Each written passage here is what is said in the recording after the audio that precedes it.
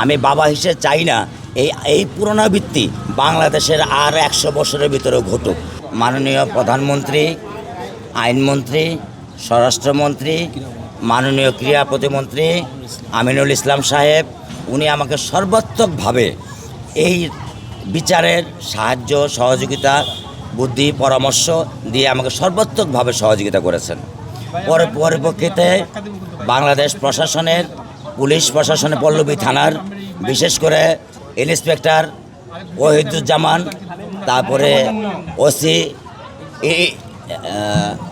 Inspection OC, তদন্ত OC Ahaduzzaman এবং ইকবাল সাহেব, ওনারা আমাদেরকে সর্বাত্মকভাবে আসামি ধরবার জন্য অক্লান্ত পরিশ্রম করেছেন।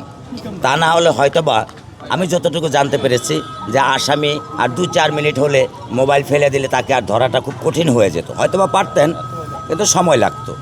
দ্বিতীয়ত আমি বলবো, যে রায় দেওয়া হয়েছে সে রায় আপিল বিভাগেও বলবৎ থাকবে এবং দ্রুত থেকে দ্রুত সময়ের ভিতরে এই আসামিদেরকে যে দণ্ড দেওয়া হয়েছে সেই দণ্ড কার্যকর করা হবে। আমি একজন সন্তানের বাবা, রামেশার বাবা।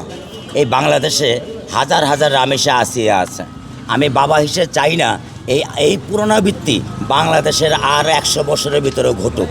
কারণ একজন বিচার, আল্লাহ তাআলা আইন বিচারপতি সাহেব একদম ন্যায্য বিচার করেছেন, কিন্তু একজন বাবা মার বুক যে খালি হয়ে গেছে, এই ক্ষতি, এই কষ্ট, এই স্মৃতি কোনো দিন কেউ কোনো কিছুর বিনিময়ে পূরণ করবার নয়।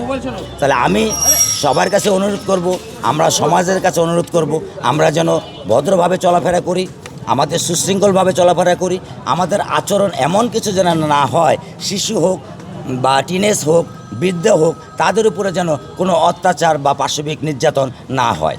এবং এই জন্য আমাদের রাষ্ট্র বা সমাজ যে ব্যবস্থা করা উচিত, তারা সেই ব্যবস্থা নিলে আমি আরও খুশি হব।